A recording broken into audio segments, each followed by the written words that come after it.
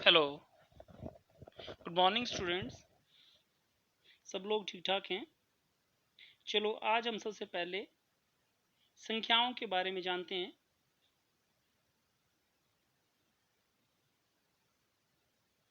सबसे पहले हमारे पास ये शब्द आता है कि संख्याएं होती क्या हैं। तो ये मैं थोड़ा सा आपको बताना चाहूँगा। नंबर्स जो होते हैं they are made up of digits, अंकों से बने होते हैं सारे की सारी संख्याएं। और ये अंक 0, 1, 2, 3, 4, 5, 6, 7, 8, 9 से ही बने होते हैं। अलग अलग अंकों के कॉम्बिनेशन से अलग अलग संख्याएं बनाई जाती हैं। अगर हम संख्याओं की कैटेगराइजेशन करें, संख्याओं का वर्गीकरण करें, ताकि हम ये बता सकें कि कितनी हमारे पास ऑब्जेक्ट से कितनी वस्तुएं जो हैं वो किसी एक सेट में हैं, तो इनमें हमारे पास सबसे पहले वो संख्याएं आती हैं।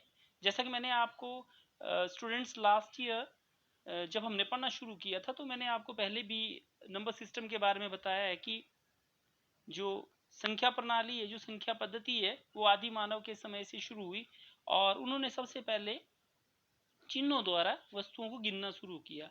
वस्तुओं को गिनने से ही संख्याओं का निर्माण होना शुरू हुआ। और हम जानते हैं कि जब भी हमने किसी वस्तु को गिनना होता है तो 1, 2, 3, 4, 5, 6 इत्यादि होती है। बोलने का मतलब ये है कि जब भी हम खुद के घर के जैसे परिवार के सदस्यों को गिनने की कोशिश करते हैं, या या किसी वस्तुओं को गिनने की कोशिश कर रहे हैं, पेन को गिनने की कोशिश कर रहे हैं, बुक में पेजेस की जो संख्या है उनको गिनने की कोशिश कर रहे हैं, तो हमारी गिनती हमेशा 1 से शुरू होती है। क्योंकि यह प्राकृतिक रूप से विद्यमान वस्तुओं की गिनती के लिए, या नेचुरली जो एग्जिस्टिंग बॉडीज हैं उन्हीं की काउंटिंग के लिए, ऑब्जेक्ट्स हैं उन्हीं की काउंटिंग के लिए, इसलिए इन संख्याओं को हम लोग नेचुरल नंबर्स कहते हैं या प्राकृतिक संख्याएं कहते हैं। तो प्राकृतिक संख्याएं क्या हुई? वस्तुओं को गिनने के लिए जिन संख्याओं का प्रयोग किया जाता है उन्हें प्राकृतिक संख्याएं कहते हैं। यह 1, 2, 3, 4, 5, 6 इत्यादि हो सकती हैं। प्राकृतिक संख्याओं के बाद जैसे ही किसी वस्तु की अनुपस्थिति का एहसास हुआ तो शून्य, जैसे कि हम जानते हैं शून्य की जो खोज थी वो भारत में ही हुई है। तो शून्य को जोड़ने से हमारे पास पूर्ण संख्याएं आ गई। बोलने का मतलब ये कि प्राकृतिक संख्याएं जितनी भी हैं उनके शुरुआत में यदि हम शून्य लगा दें तो हमारे पास पूर्ण संख्याएं आती हैं। और यह शून्य 1, 2, 3, 4, 5, 6, 7, 8 इत्यादि हो सकती हैं। इंग्लिश में होल नंबर्स सारे के सारे, all natural numbers including zero, all natural numbers including zero. After it हम जानते हैं इसके बाद जैसे ही व्यापार आया तो ऋणात्मक संख्याएं अर्थात उधार इत्यादि के बारे में भी सोचा जाने लगा। तो जैसे ही लेन देन की प्रक्रिया शुरू हुई तो हमें ऋणात्मक संख्याओं की आवश्यकता अनुभव हुई। तो ऋणात्मक संख्याएं और शून्य यदि प्राकृतिक संख्याओं में मिला दी जाएं, एक बार फिर से बोल रहा हूं, ऋणात्मक संख्याएं और शून्य यदि प्राकृतिक संख्याओं के ग्रुप में मिला दी जाएं तो हमारे पास पूर्णांक बनते हैं। तो जैसा कि हम जानते हैं बहुत बड़ी बड़ी संख्याएं हो सकती हैं, लेकिन अगर मैं 100 से शुरू करूं तो -100 से चलना पड़ेगा मुझे, पीछे हटते हटते -3, 2, -3, -2, -1, 0, 1, 2, 3, 4, 5। और जैसा कि मैंने आपको पहले भी बताया हुआ है कि जो मान होता है अंकों का वो ऋणात्मक संख्याओं से धनात्मक संख्याओं की ओर बढ़ता है। अगर आपको याद हो तो पिछले वर्ष मैंने आपको ये ब्लैक बोर्ड पे एक चित्र बना के भी बताया है। अगर हम संख्याओं को विभाज्यता के अनुरूप उनका वर्गीकरण करने की कोशिश करें तो हमारे पास कुछ ऐसी संख्याएं आती हैं जो 2 के पहाड़े में आती हैं, अर्थात 2 से विभाज्य होती हैं। ऐसी संख्याओं को सम संख्याएं कहते हैं, ये इवन नंबर्स कहते हैं। The numbers that are divisible by 2 are called even numbers. For example 2, 4, 6, 8। सम संख्याएं वे संख्याएं जो 2 से पूर्णतः विभाजित होती हैं सम संख्याएं कहलाती हैं। 2, 4, 6, 8, 10, 12, 14, 16, 18, 20, 22 इत्यादि। इसके बाद हमारे पास आती हैं विषम संख्याएं।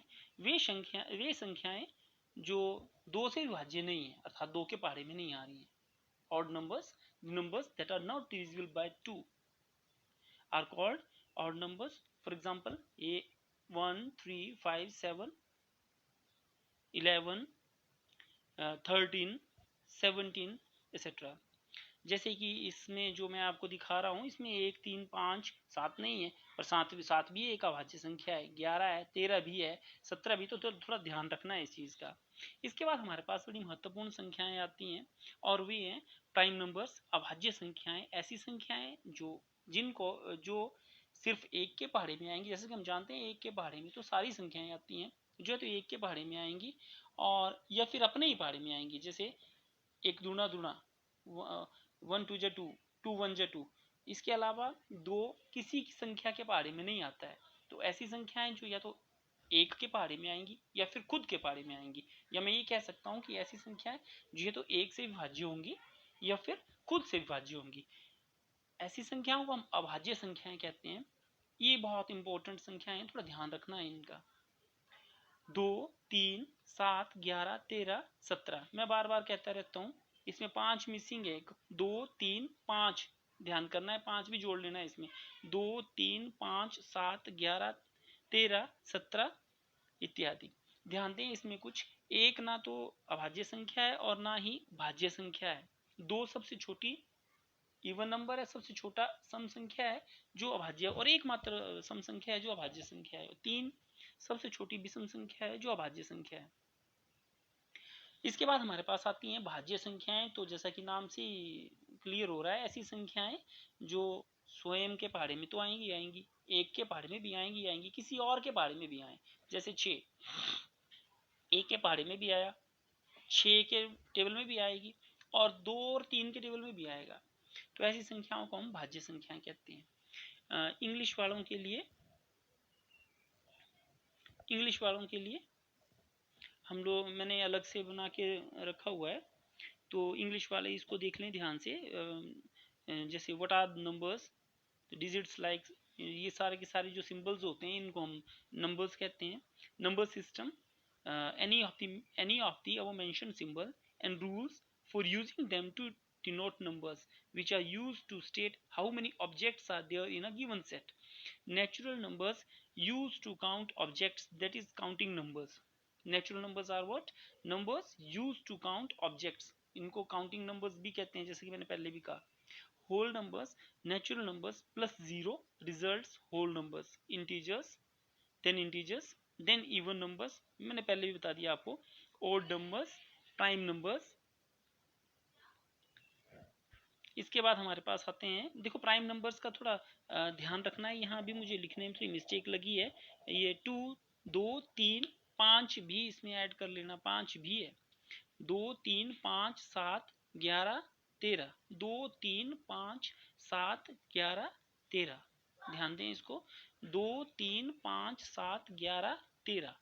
फिर से ध्यान देना है, 2, 3, 5, 7, 11, 13। ये सारे के सारे प्राइम नंबर्स हैं। कंपोजिट नंबर्स, जैसे कि मैंने पहले बता ही दिया आपको, कंपोजिट नंबर्स जो होते हैं that are divisible by 1 and self, instead of in addition to these numbers 1 and self, they are also divisible by any another number. For example, 4 comes in the table of 1, 4 comes in the table of 4, 4 also comes in the table of 2, 2 2 4। तो इस चीज़ को ध्यान रखना है बेटा। आपने जितना कि मैंने ये लिखा है सारा आपने अपनी होमवर्क सारा अपने फेयर कॉपी में, या जो भी पुरानी आपके पास कॉपी है उसमें लिख लेना है, और उसके फोटोज़ मुझे डालने हैं आपने इसमें व्हाट्सएप पे। और जो होमवर्क है आपको, जो स्पेशल असाइनमेंट रहेगी मेरी तरफ से, वो 1 से लेके 50 तक के आपने प्राइम नंबर्स लिखने हैं। ध्यान दें, बिल्कुल जितना मैंने लिखा हुआ है ये सारा आपने लिखना है अपनी फेयर कॉपी पे, और उसका फोटो जो है वो मुझे दिखाना है। और साथ में 1 से लेके 50 तक के जो प्राइम नंबर्स हैं, जो अभाज्य संख्याएं हैं, वो भी लिखनी है, और वो भी आपने होमवर्क में मुझे बतानी है। आपका ये कल तक काम हो जाना चाहिए, मतलब कल 9-10 या 10 बजे के आसपास आपके सारे सबके फोटोज जो हैं वो अपलोड हो जाने चाहिए। Thank you.